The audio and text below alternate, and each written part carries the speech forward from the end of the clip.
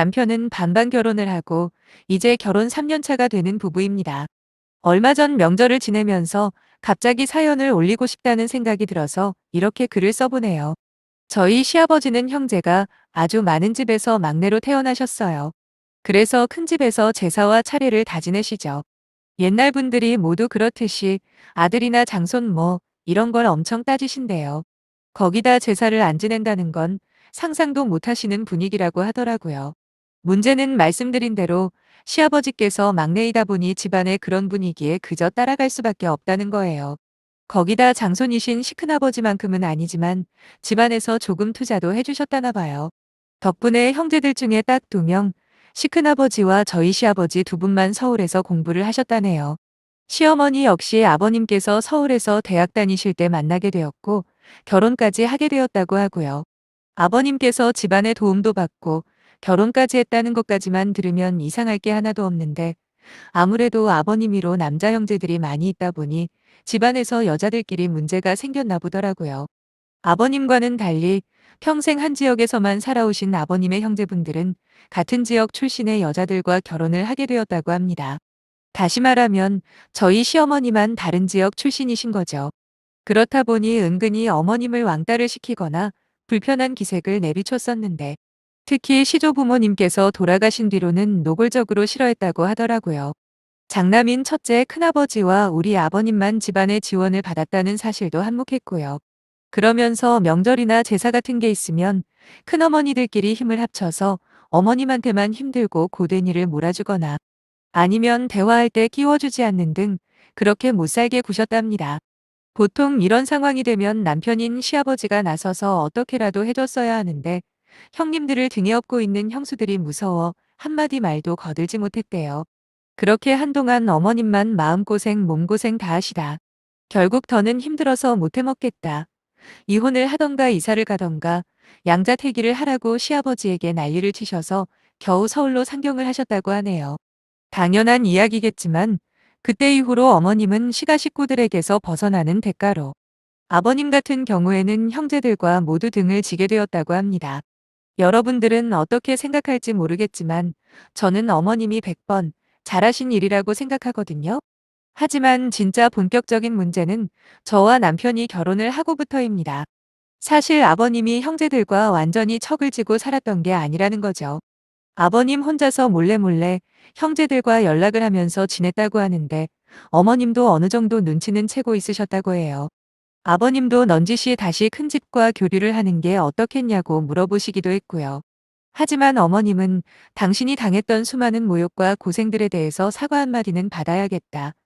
그런 후에나 다시 얼굴을 보던 말던 결정하는 게 맞는 거 아니냐 했더니 그건 또 안 되겠던지 그 뒤로는 조용해지셨다고 하더라고요.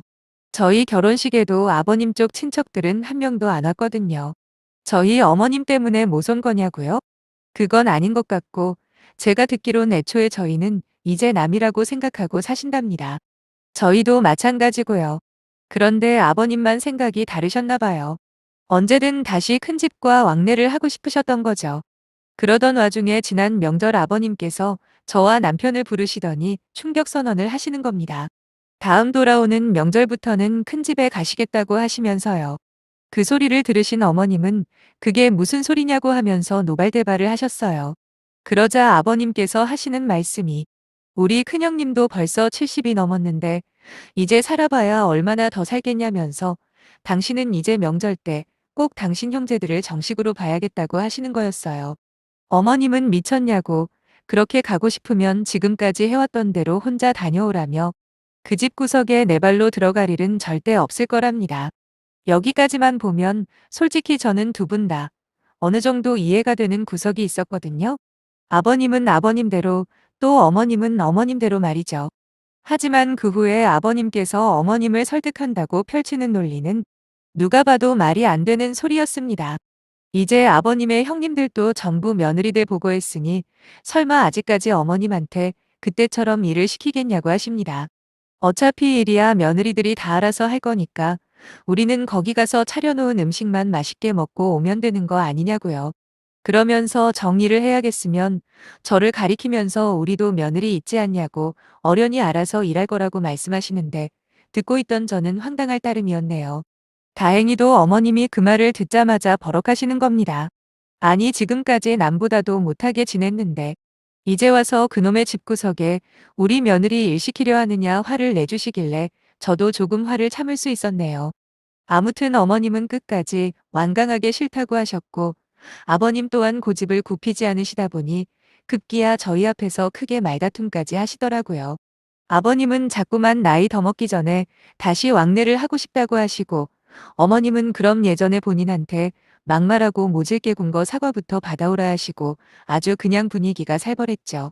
그러다 보니 덩달아 저나 남편까지 불편해서 어쩔 줄 모르겠더군요. 한참을 싸우시다 어머님은 방에 들어가서 드러누우셨고 아버님은 씩씩거리시며 담배를 피우러 나가셨습니다. 평소라면 하룻밤 자고 아침 일찍 친정으로 출발을 했을 텐데 그날은 저녁 식사도 하기 전에 자리를 뜰 수밖에 없더군요. 그렇게 돌아오는 차 안에서 운전하는 남편에게 제가 그랬죠. 어머님이 참 안쓰럽다고 얼마나 모질게 시집살이를 당했으면 아직까지 저렇게 하니 맺혀 있냐고요. 하지만 돌아온 남편의 반응은 전혀 예상외였습니다. 갑자기 시부모님이 다투게 된 게 바로 저 때문이라는 겁니다. 저보고 시가해서 그렇게 가만히 있었으면 안 된다고 하는 거예요. 아니 두 분이서 싸우시는 게 왜 내 탓이냐 물어봤더니 남편이 뭐라고 하는지 아세요? 어머님이 왜 큰 집을 싫어하게 된 건지 자기가 자초지종을 전부 이야기해주지 않았냐면서 그 자리에서 제가 어머님을 안심시켜줬어야 한다는 겁니다. 처음 남편의 말을 들었을 땐 무슨 뜻인지 전혀 이해를 못했어요. 결국 남편의 요지는 이거였더라고요. 어머님한테 큰 집 가더라도 일은 전부 제가 할 테니까 어머님은 걱정 말고 쉬고만 계시면 된다고 했어야 한다는 거죠.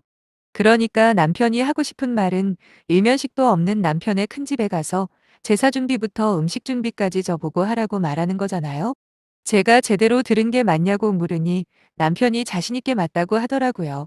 이게 무슨 자다가 봉창 두들기는 소리인지 어머님이 큰 집에 안 가겠다는 이유가 정말 일하기 싫어서라고 생각한다는 것 자체가 너무 황당했습니다. 며느리인 제가 들어봐도 가장 중요한 건 어머님이 당했던 것들에 대한 사과라는 게 뻔히 보이는데 아버님이고 남편이고 일을 하고 안 하고가 더 중요하다고 생각한 모양이었어요.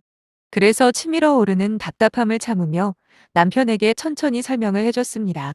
내가 큰 집에 가서 어머님 대신 일을 하는 게 중요한 게 아니고 어머님 마음을 풀어드리는 게 먼저라고요. 거기다 백번양보해서 어머님께서 아버님 말씀대로 큰 집에 가시겠다고 결정을 한다고 쳐도 그 집에 내가 무조건 따라가야 하는 것도 아니지 않냐. 막말로 우리 결혼식에도 안 온 사람들이면 남보다 못한 건데 한 번 정도 인사드리는 것까지는 몰라도 명절 때마다 나보고 거기서 일하라는 건 말이 안 된다고 했습니다.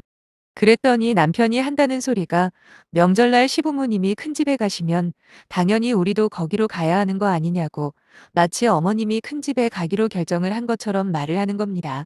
다른 때는 말이 잘 통하던 사람이 갑자기 큰 집에 관련된 문제가 나오니까 완전히 세상 답답한 사람으로 변하는데 진짜 할 말이 없더라고요. 솔직히 시부모님이 명절 때마다 큰 집에 가신다면 어쩔 수 없이 따라서 가는 게 맞을 수도 있겠죠.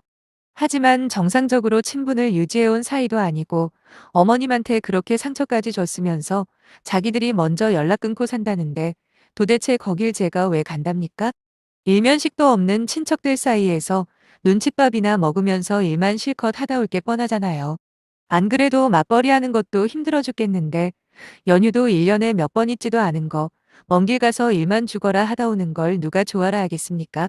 결정적으로 피해 당사자인 어머님이 싫다고 그렇게 난리를 치는데 아버님이고 남편이고 억지로 가자고 할 자격 자체가 없는 거 아닌가요? 그렇게 남편과 냉랭한 분위기 속에서 명절을 보내고 집으로 돌아왔습니다. 남편은 여전히 뚱한 표정으로 자기가 화났다는 걸 계속해서 어필하고 있었고 저 역시도 남편의 말도 안 되는 주장에 짜증이 잔뜩 나 있었죠. 그러다 함께 저녁을 먹으면서 남편이 다시 그 이야기를 꺼내더라고요. 아무리 생각해도 아버님이 안쓰럽다며 본의 아니게 형제들과 연 끊기고 사는 게 얼마나 힘드시겠냐 그러더니 저더러 어머님을 설득해보랍니다. 원래 평소에도 어머님이랑 저랑 말이 잘 통하는 편이었거든요. 지금까지의 제 글을 읽어보시면 알겠지만 이 집 남자들이 고지식하고 꽉 막힌 면이 좀 있습니다. 아무튼 사과를 하고 제 마음을 풀어주려는 노력을 해도 모자를 판에 다시 어머님을 설득해보라는 게 말이나 되는 소리냐고요. 결국 저는 뚜껑이 열려버렸고 저도 모르게 소리를 쳐버렸어요. 아버님 위하는 마음의 효자가 되고 싶은 건 알겠지만 어머님도 싫다고 하시고 나도 싫다고 하는데 도대체 무슨 이유로 반쪽짜리 효자에 모질이 남편을 자처하냐고요. 제가 소리를 지르자 깜짝 놀란 남편은 오히려 저더러 자기만 하는 이기적인 여자랍니다. 그러면서 다음 돌아오는 명절에는 무조건 큰 집에 갈 테니까 그렇게 하려고, 만약에 끝까지 안 간다고 버티면 자기도 앞으로 저희 친정에 안 갈 거라더군요. 무슨 애도 아니고 이런 생태는 또 처음 본다 싶었네요. 저는 알겠다고 그랬습니다. 남편은 정말이냐고 반색을 하며 저한테 다가오길래 짜증나니까 내 근처에 오지 말라고 해놓곤 어머님한테 전화를 드렸죠. 전화를 받으시자마자 명절 때 집에 오면서 남편과 다투게 된 일부터 방금 전에 했던 말까지 토시 하나 빼먹지 않고 전부 말씀드렸습니다. 어머님은 당장 남편을 바꾸라고 하셨고 저는 스피커폰으로 바꿨어요. 그러자 곧바로 어머님의 고성이 흘러나오더라고요. 어머님은 아주 자식 새끼나 아비놈이나 둘 다 똑같은 놈들이라고, 이 집 구석 남자들은 생각하는 게 왜 저 모양 저 꼴이냐며 아주 속이 터지고 답답해서 미치겠다 소리소리를 지르셨어요. 그러자 옆에서 아버님이 화를 내시는 목소리가 들리더니 곧 전화 통화가 끊어지대요. 아마도 어머님과 아버님의 2차전이 시작된 듯 했죠. 물론 싸움이 다시 시작된 건 저희 부부도 마찬가지였습니다. 남편은 입에서 침까지 튀기며 자기 아버지 심정도 좀 생각해보라고, 저 한 명만 마음 돌리면 엄마도 어련히 알아서 따라올 거 아니냐 난리를 치는 겁니다. 저는 저대로 큰 집에 가던 말던 그건 어머님이 알아서 하실 문제 아니냐, 거기다 나도 어머님한테 일은 제가 다 할 테니 같이 가자는 말 따위는 하고 싶지도 않다고 물러서지 않았어요. 그렇게 한참을 다투던 와중에 초인종 소리가 들리더군요. 누군가 하고 나가보니 글쎄 어머님과 아버님이 오신 게 아니겠어요? 화가 엄청나게 난 듯해 보이는 어머님이 들어오시자마자 제 손을 잡아 끄시면서 그러시는 겁니다. 어떻게든 자기들이 해결할 생각은 안 하고 그저 마누라들 팔아서 지네 집 식구들한테 잘하려는 이 집구석 남자들한테 지쳤다고요. 그리고 네 와이프가 무슨 잘못이냐고, 이런 집구석인지 몰라보고 시집와서 팔자에도 없는 고생할 생각하니 불쌍해 죽겠다고 하시면서 갑자기 남편 등짝을 세게 후려갈기시는데 그 순간만큼은 정말 속이 후련하더라고요. 어머님은 이제는 더 이상 참지 않으시겠다며 당신께서 이혼하러 가시는 김에 저도 이혼시킬 거라고 하셨어요. 제가 남편에게 듣기론 그토록 모진 시집살이를 하면서도 이혼 이야기는 입 밖에도 꺼내신 적이 없는 어머님이셨는데, 그런 어머님 입에서 이혼이라는 말이 나오니 아버님이나 남편이 얼마나 놀랬겠습니까? 급해진 남편은 어머님을 잡아말리고 아주 난리도 아니었죠. 어머님은 아버님을 똑바로 쳐다보시면서 당신 큰형님이 살아봐야 얼마나 사냐 그랬냐고. 요새 100세 시대라는데 앞으로 얼마를 더 살지 누가 장담할 수 있냐입니다. 우리 며느리는 아무것도 모르고 이 집에 시집온 죄밖에 없는데 그러면 환갑될 때까지 그놈의 쓰레기 같은 인간들 수발들게 뻔하다고 자기는 절대로 그 꼴은 볼 수 없다 하시면서 제 손을 잡아 끌고 밖으로 나가시려 하더군요. 저한테도 그러셨어요. 진지하게 잘 생각하라고요. 지 마누라 하나 제대로 못 지키는 아들놈 믿지 말고 지금이라도 더 좋은 사람 찾는 게 현명할 거라는데 정말 진심 같아 보였습니다. 그러고 나서 진짜로 저희는 집 밖까지 나왔는데 그러자마자 아버님이랑 남편도 따라 나와서는 그제서야 자신들이 잘못했다고 싹싹 빌더라고요. 아버님은 아버님대로 어머님 마음 제대로 헤아려 주지 못했다고 하면서 사과를 하고, 남편 역시 제게 미안하다고 하면서 이혼만큼은 하지 말자고 싹싹 빌더군요.